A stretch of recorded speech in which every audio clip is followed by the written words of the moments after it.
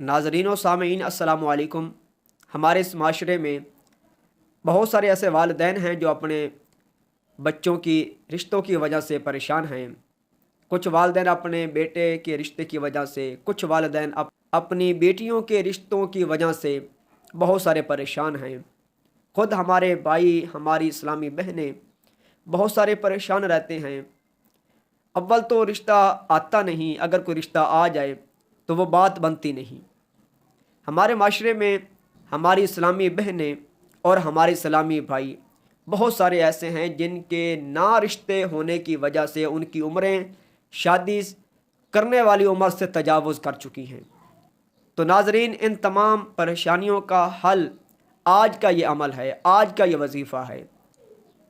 یقین کریں، اگر آپ اللہ رب العزت کی ذات پہ بھروسہ کر کے، اللہ رب العزت کی ذات پہ توکل کر کے، اس کی ذات پہ یقین کر کے یہ عمل، یہ وظیفہ پڑھیں تو میں گارنٹی دیتا ہوں کہ انشاءاللہ العزیز بگڑی بن جائے گی۔ کیونکہ ساری دنیا چھوڑ جائے گزارا ہو سکتا ہے، ساری دنیا چھوڑ جائے گزارا ہو سکتا ہے، وہ خدا چھوڑ جائے تو گزارا نہیں ہو سکتا۔ میرے مالک کی ذات پہ بھروسہ یہ ہمارا ایمان ہے۔ مالک کی ذات پہ توکل کرنا یہ مسلمان کا ایمان اور عقیدہ ہے۔ آپ ایمان اور عقیدہ مضبوط کر کے یہ عمل کریں، انشاءاللہ العزیز میرا خدا ضرور مدد فرمائے گا، اور میرے خدا کی مدد سب سے بڑی مدد ہے۔ تو میں اپنے وظیفہ کی طرف چلتا ہوں۔ آپ سکرین پہ ایک دعا دیکھ رہے ہیں، ربنا هب لنا من ازواجنا وذرياتنا قرة اعين واجعلنا للمتقين اماما۔ اس دعا کا آپ نے ورد کرنا ہے، اس دعا کا آپ نے عمل کرنا ہے۔ کب کرنا ہے؟ کہ آپ نے سب سے پہلے تو 5 وقت کی نماز پڑھنی ہے۔ اس عمل کے ساتھ آپ نے 5 وقت کی نماز پڑھنی ہے۔ جو اسلامی بہن جن کو مہینے میں ماہواری آتی ہے، وہ ماہواری والے دن نکال کر باقی پاکی والے دنوں میں یہ عمل کرتی رہنا ہے۔ اس وظیفے کو اپنے اوپر لازم کر لیں۔ یہ صرف اور صرف 41 دن کا وظیفہ ہے، صرف اور صرف 41 دن آپ نے یہ عمل کرنا ہے۔ ہر فرض نماز کے بعد، ہر سنت نماز کے بعد اور ہر نفل نماز کے بعد۔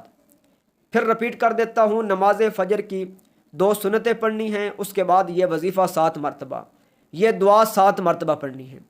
2 فرض پڑھنے ہیں، اس کے بعد پھر 7 مرتبہ اس دعا کو پڑھنا ہے۔ ظہر کی نماز کا وقت ہو گیا تو 4 سنتیں پڑھنے کے بعد پھر 7 مرتبہ اس سے دعا کو پڑھنا ہے۔ 4 فرض پڑھنے ہیں، اس کے بعد پھر 7 مرتبہ اس دعا کو آپ نے پڑھنا ہے۔ پھر 2 سنتیں پڑھنی ہیں تو اس کے بعد پھر اس دعا کو پڑھنا ہے، اور 2 نفلوں کے بعد پھر اس دعا کو پڑھنا ہے۔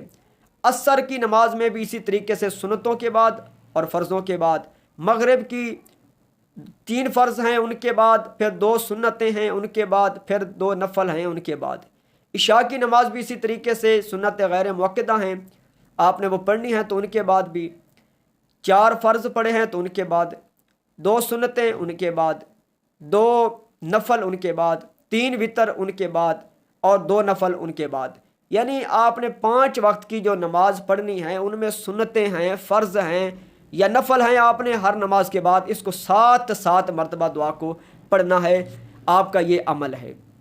اور دوسرا عمل وہ بھی بالکل آسان ہے، اگر وہ آپ اس کے ساتھ کریں گے تو انشاءاللہ بہت سارا فائدہ ہوگا، لیکن اگر آپ نہ بھی کریں تو انشاءاللہ یہ وظیفہ، انشاءاللہ یہ پہلے والا وظیفہ جو میں نے یہ دعا والا بتایا ہے، یہ انشاءاللہ بہت سارا آپ کو فائدہ دے گا۔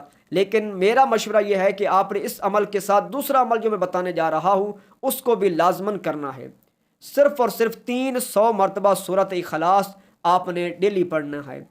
فجر کے بعد پڑھ سکتے ہیں، ظہر کے بعد، عصر کے بعد، مغرب کے بعد، عشاء کے بعد، کسی وقت بھی، آپ رات کو سوتے وقت آپ پڑھ سکتے ہیں۔